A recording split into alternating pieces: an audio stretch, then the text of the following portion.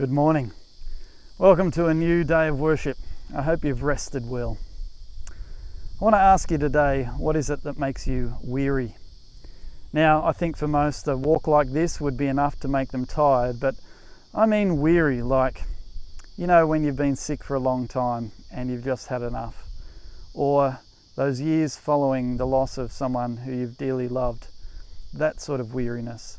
The weariness that comes when you've been too long away from home, or maybe that weariness of when you've been stuck at home for too long.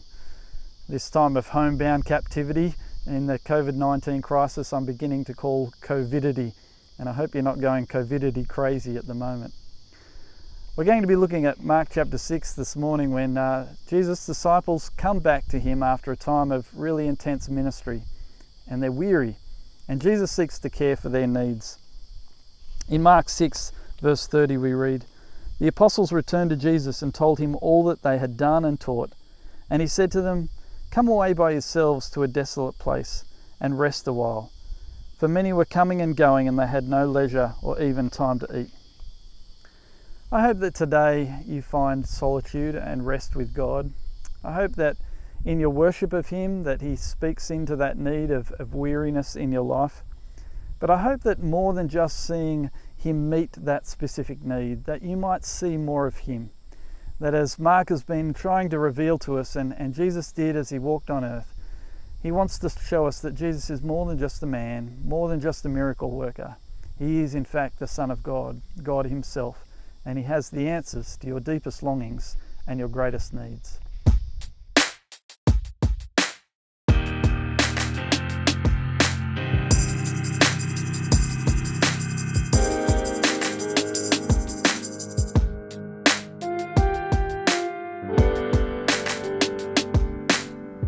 And they went away on a boat to a desolate place by themselves.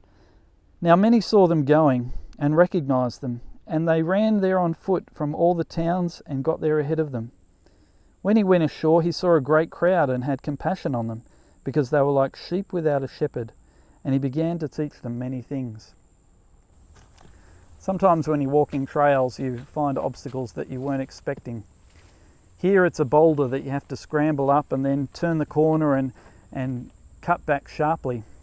And if you're not careful, you might end up tumbling back the same direction that you came. For the disciples, the crowds facing them on the shore, I think, was an obstacle they weren't expecting. They were ready for that solitude. They were ready for that meal together. They were ready for rest and a little bit of me time. And instead they were faced with people who were just as needy and just as numerous. And I think that they may have been over it by that point. Sometimes we experience that as well. We feel like we've given to our capacity, but then there's another challenge that's just there waiting for us, unexpected but immovable. And it's at those times, I think, that you really learn the sense of giving. You're giving not just out of your own means, but you're giving over and above.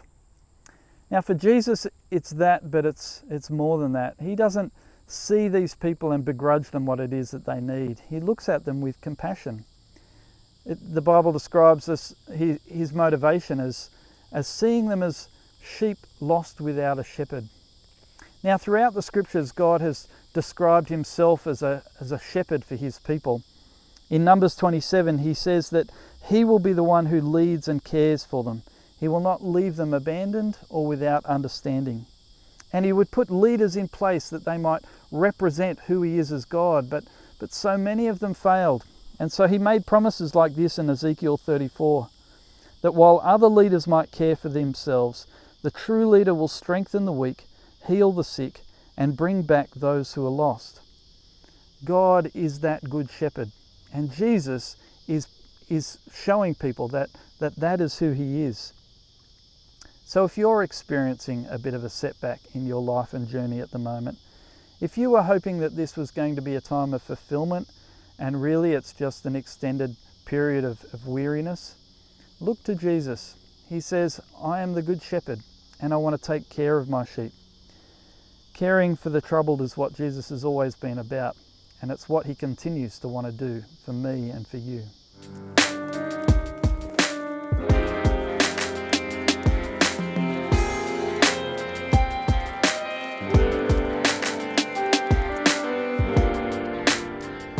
You know, there aren't too many stories in the account of Jesus' life that describe following him as a walk in the park. Actually, there's none that I know of. I mean, there's plenty of people who come to Jesus heavily burdened, and he meets every need and lifts people out of whatever trouble they're in. But for the disciples, it seems like it's one challenge after another. Here's the challenge they were facing. When it grew late, the disciples came to him and said, "This is a desolate place and the hour is now late. Send them away to go into the surrounding countryside and villages so that they can buy themselves something to eat." But he answered them, "You give them something to eat." And they said to him, "Shall we go and buy 200 denarii worth of bread and give it to them to eat?" They're faced with an enormous challenge, and as they bring it to Jesus, he turns it back to them and says, "Well, you find a solution to this."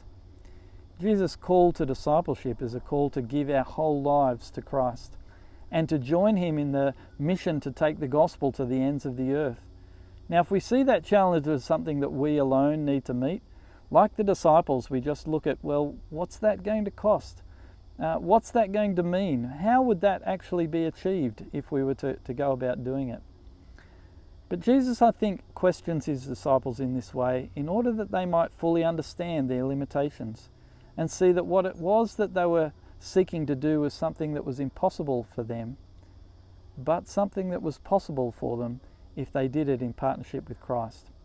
And so while Christ may be calling us to an impossible task, he's not asking us to do it on our own. Sure, we might think that we've got the resources to do it or the relationships to do it, or we can fund it out of our own means. But all of that will come to nothing if it's not Christ whom we partner with.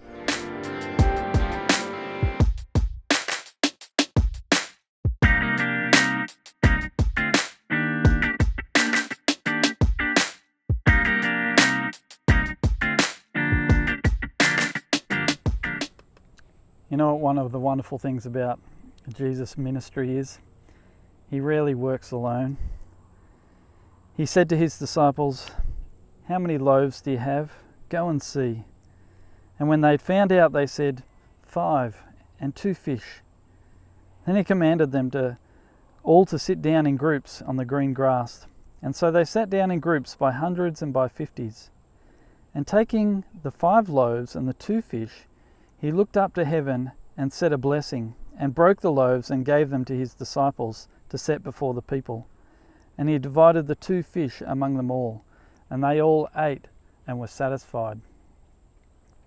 I've got a son who, if he sees someone go to eat a Kit Kat without breaking it in half first, he squirms in his seat, kind of goes against his sensibility and what is the order of things.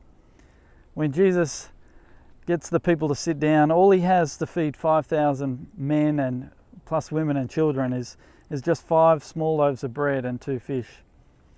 And he looks up to heaven, and in my family, rather than hold hands and say grace now, we're lifting up our hands to heaven and thanking God for our food. Jesus thanks the Father, and then he does something very practical and very simple. He breaks it in half. Now, if you're to share anything with anyone, you need to break it that you might share it together, though it would go against our food policies at the moment. Jesus was breaking the bread in a very practical and ordinary way, but he was, I think, pointing to the bread being something a lot more significant than what was going to fill people's bellies that day. In the Old Testament, God met the needs of his people in the wilderness by bringing bread down from heaven in order that they could go out and gather it and eat it or bake it, and it would provide for their needs.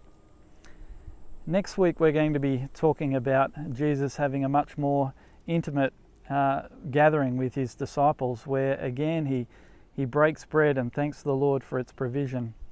And we begin to see that bread is a symbol of God's blessing and provision to his people.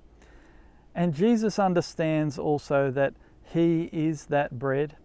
He's the manna that has come down from heaven in order to meet people in their wilderness and meet their needs. He is the bread offered by God to be broken and shared among others. He is the one who is going to bring life to those who are in despair and in need of him. The disciples saw Jesus perform an amazing miracle on that day. But you know, after that, the 5,000 people were fed, and they gathered up all of the leftovers. Again, a thing that God loves to do time and again throughout his scriptures, show that his blessing is more than just the meeting of one person's need. They get in a boat with their baskets of food, enough one for each person, and Jesus stays on the shore in order to receive his daily bread, his time with his Father. And then he sets out on the water, a miracle in itself, to pass by his disciples so that they would just glimpse a glory of God walking on the water. But they're that afraid when they see him that Jesus has to get into the boat with them. And Mark describes the moment as this. He says, the disciples were fearful, for they did not yet understand the miracle of the breaking of bread and the feeding of the 5,000. And you see, right from the beginning, Jesus wasn't just about meeting a physical need, but he was about revealing himself as the Son of God, the one from heaven who has come to save. And so, while I've asked you about your weariness, and I've presented you with one who not only in those days but today is able to meet us at our point of need, he's wanting to do so much more in your life than that. He wants to call you to a life of ministry, a life of walking with him, a life of blessing others. He wants to call you to a life where you know that your sin is dealt with, for it has been dealt with by him on the cross, and he offers you a life that is now eternal. It's far more than the meeting of the needs of your belly. It's far more than lifting you out of poverty or shame or crisis at this time. It's an eternal promise, and one that you can forever trust that he will fulfill in your life. So don't just look for Jesus, the man of miracles, or Jesus, the man of wonderful teaching. Look at Jesus as your own personal Lord and Saviour, and trust in him for life now and forevermore.